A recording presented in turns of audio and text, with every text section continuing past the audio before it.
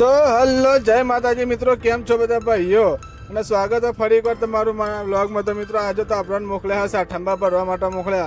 તો મિત્રો છેલ્લે સુધી જોજો તો તમને આપણે બતાવીએ કે ધનાદરાની કોળીમ ને સાઠંબાની કોળીમ હું ફેર અને શું અલગ અલગ હતો. મિત્રો જોવાનું ભૂલતા ના. અને આજે પણ જોઈએ અહીં કે આજે ગાડીમાં શું પ્રોબ્લેમ આવે. આપણે ભગવાનના માતાજીને એટલી જ પ્રાર્થના કરીએ અહીં કે આજે ગાડીમાં કોઈ પ્રોબ્લેમ ના આવે અને સારી રીતે ગાડી ચાલે, કમ્પ્લીટ ચાલે. તો જોતા રહેજો છેલ્લે સુધી. અને મિત્રો આ છે રામાપીરનું પ્રખ્યાત મંદિર, જે આ બીજના દિવસે બહુ જ મેળો ભરાય છે અને બહુ જ પબ્લિક દૂર દૂરથી પબ્લિક આવે છે મિત્રો. અને મિત્રો રામાપીરની દયાથી આપણા બ્લોગમાં 5K વ્યૂ આવી જાય આ બ્લોગમાં, તો આપણે આવતી બીજે ચોક્કસ આવીશું. અને મિત્રો આપણે પહોંચી ગયા છીએ સાઠંબા બજારમાં. આ છે સાઠંબાનું બજાર છે અને આપણે જવાનું છે અહીંયાથી સીધા જ, કારણ કે આપણે રવરાઈ કોરીમાં જવાનું છે તો સીધા જવું પડશે.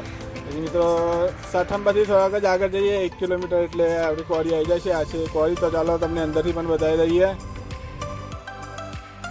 તો મિત્રો અહીંની કોરીમને આપણે ધનાદરાની કોરીમ બહુ જ ફેરસ છે, કારણ કે આ કોરી અહીં આગળ બધી માઈસની અંદર આવેલી છે, છેક ખાણમાં આવેલી છે માઈસમાં. અને કાંટો બહાર આવેલો હોય છે, તો આપણે ગાડી ભરીને પાછું કાંટો કરવા બહાર જવાનું અને પાછું જેટલી હટા ખૂંટે કે વધે તો પાછું અંદર આવવાનું નાખવા માટે.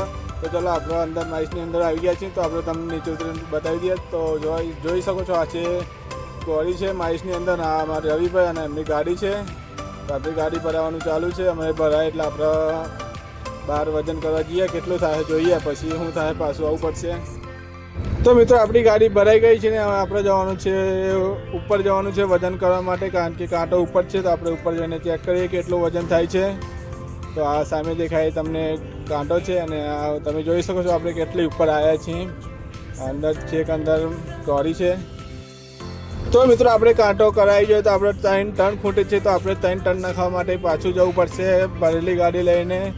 તો આપણે અમે જઈએ છીએ પાછા 3 ટન નાખવા માટે, કારણ કે 3 ટન તો બહુ કહેવાય એટલે નાખાવવું પડે.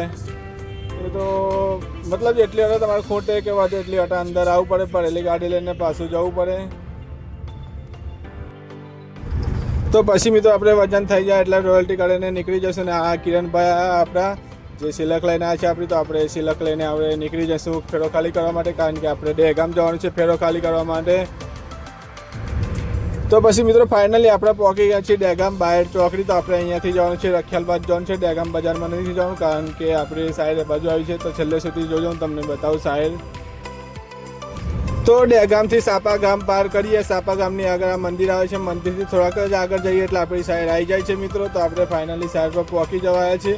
અને મિત્રો આજનો પહેલો ફેરો આપણો શાંતિથી પૂરો થઈ ગયો છે. તો મિત્રો લાઈક, શેર અને ફોલો કરી દેજો, સપોર્ટ કરવાનું ભૂલતા નહીં. જય માતા.